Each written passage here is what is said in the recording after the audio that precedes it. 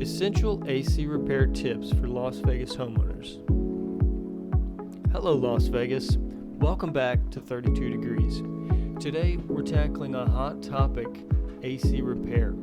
If you live here, you know just how vital a functioning AC is during those scorching summer months. A broken AC isn't just uncomfortable, it can be downright dangerous when temperatures soar.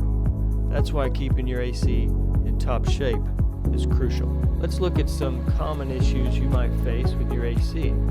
Low refrigerant, faulty wiring, or a malfunctioning compressor.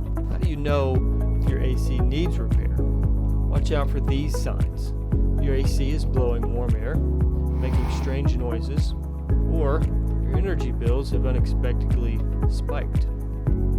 Before you call a professional, there are a few things you can check. Make sure your thermostat is set correctly, check your circuit breaker, and replace your air filter if it's dirty. Some issues are best left to the professionals.